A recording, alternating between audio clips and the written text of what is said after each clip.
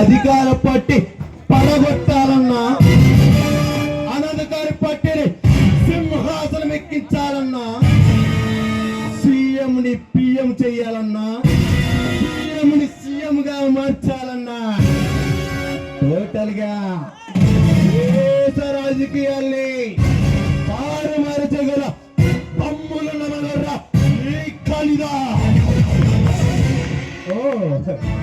అలాగైతే ఇక్కడికి ఎందుకు వచ్చారు? అదే అడగటానికి వచ్చాను మిస్టర్ జస్టిస్ గౌతమ్. మొన్న రాత్రి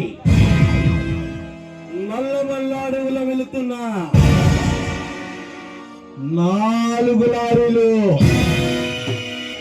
ఇన్స్పెక్టర్ సూర్య అంటే మీ బామర్ది పట్టుకున్నాడు. మాకు తెలిసే రేపు కేసు ఎఫ్ఐఆర్ చేశాడు. మేమేమిటో మా పౌరేమిటో తెలియక అలా చేశాడు.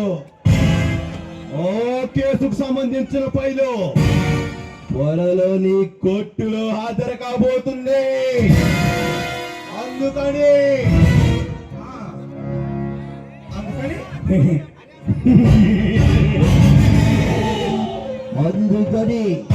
తెలుసు తెలియక చేసిన నీ బామర్ది తప్పుని నీవు పరిగెత్తాలని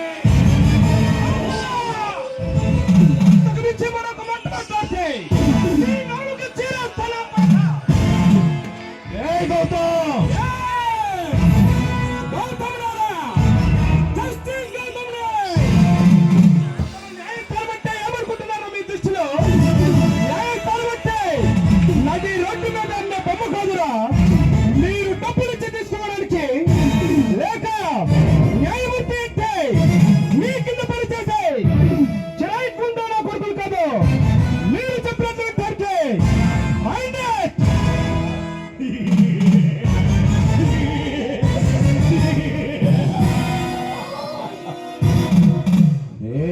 గౌతమ్, నువ్వు ఎవరితో మాట్లాడుతున్నావో తెలుసా?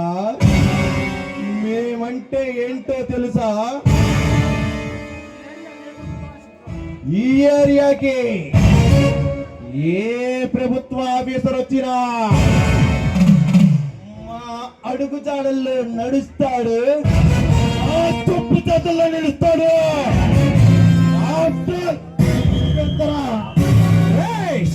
మీరేమిటో మీ ప్రజలేమిటో నాకు బాగా తెలుసురా.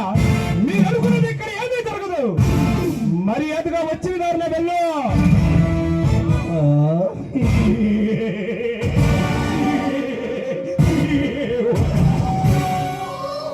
నువ్వు వచ్చిన దారినే వెళ్ళమంటే నాకు భయం వేస్తుంది సార్.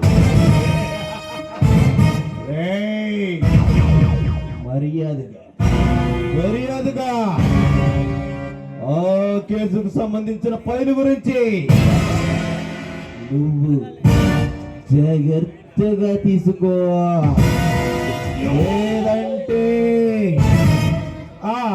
లేదంటే ఏం చేస్తావురా? నువ్వు ఏమి చేయవురా? ఇక్కడే ఉంటా, ఈ ఊరులోనే ఉంటా.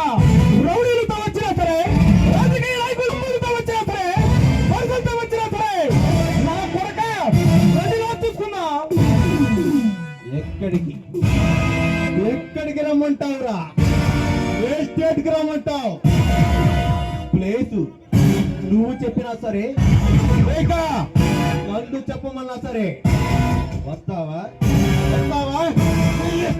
దగ్గరికి మీరు అనుకున్నది ఇక్కడ ఏమి జరగదులే, కానీ మీరేమిటో మీ బ్రతుకులేమిటో నాకు బాగా తెలుసురా. అయ్యా జస్టిస్ గౌతమ్ గారు, మీకు భయపడి దాసోహం చెందుతున్నానయ్యా. మమ్మల్ని క్షమించి ఆ లారీని వదిలిపెట్టయ్యా అని ప్రతిమిలా అనుకుంటున్నావా?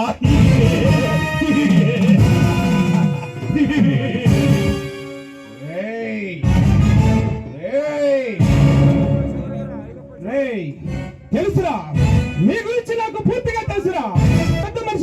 చెలామణి అవుతూ అన్యాయంగా ప్రజలు భయపడుతూ అటు ప్రభుత్వాన్ని మీ గుప్పట్లో పెట్టుకొని అడవుల్లో జంతువులను చంపుతూ వాటి చర్మంతో వ్యాపారం చేస్తున్నారని, అది కాక ఈ ప్రభుత్వానికి దొరకకుండా ఎర్ర చందనం, టేకు చెట్లు వాటితో రవాణా చేస్తూ